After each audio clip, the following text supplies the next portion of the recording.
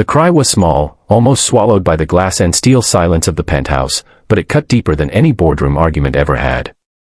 It came from a corner of the office where wealth usually spoke in quiet confidence, and it stopped the Millionaire CEO mid-step, his breath catching as if the sound had reached a place in him he had kept locked for years.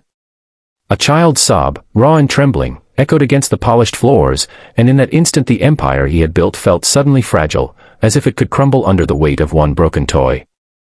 Before the story unfolds any further, take a moment to like, comment, share, and subscribe to this channel if you believe in kindness, in second chances, and in the idea that one small act can change many lives.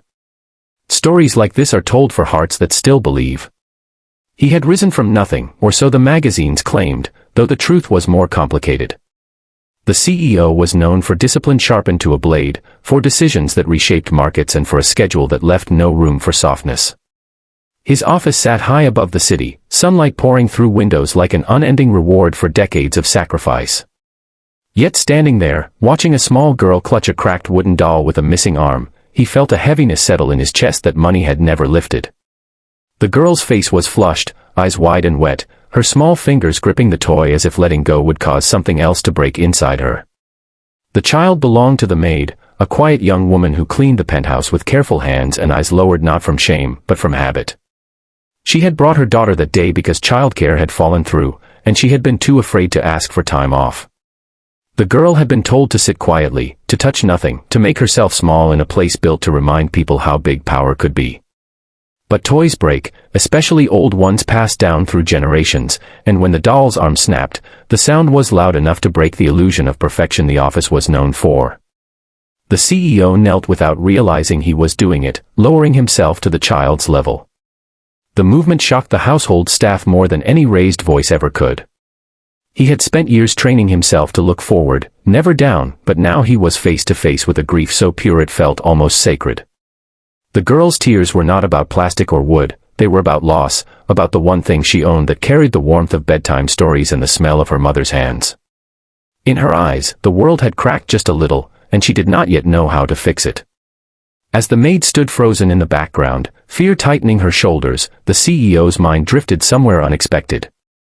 He remembered a winter long ago, a cramped apartment, a toy car held together with tape. He remembered how it felt to be told that things could not be replaced, that broken meant gone forever. Success had taught him to forget those memories, to bury them under balance sheets and headlines, but the child's cry unearthed them with brutal clarity.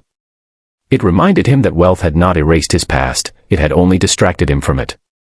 He took the broken doll gently, examining it not with the impatience of a man used to efficiency, but with the care of someone handling a living thing. The room seemed to hold its breath. Assistants paused. Phones stopped buzzing. In a place where time was measured in profit, a moment stretched long enough to feel human. The CEO did something no one expected. He did not call for a replacement or wave the problem away with money. Instead, he made a decision that would ripple far beyond that room. He asked for the doll to be repaired properly, not rushed, not replaced, but restored with respect for its history. He ordered his driver to take it to a master craftsman known for mending antiques, the kind of work done with patience and love rather than speed. But he did not stop there. He noticed the girl's worn shoes, the way her dress had been carefully stitched at the hem, the signs of a life lived cautiously. He realized that fixing the toy was only the surface of what needed attention.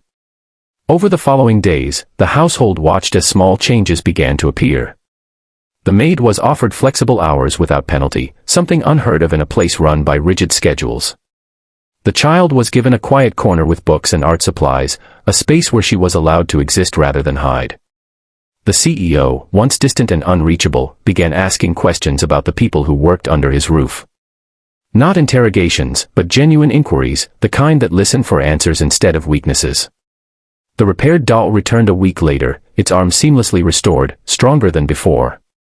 When the girl held it, her smile was tentative at first, as if she feared hope might break too. But as she hugged it to her chest, something shifted in the room. The CEO felt it like a release, a knot loosening inside him. He understood then that kindness was not a distraction from success, it was a foundation he had neglected to build. What shocked the household most was not the generosity itself, but the permanence of it. The CEO established a fund for the staff, quietly ensuring access to education, healthcare, and emergency support.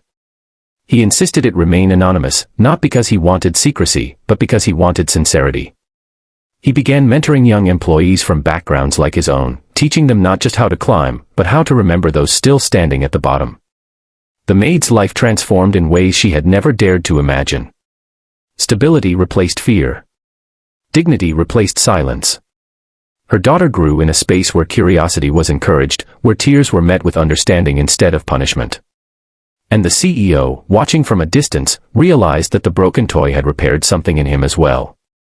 He slept better. He listened more. He felt present in a world he had once treated like a battlefield.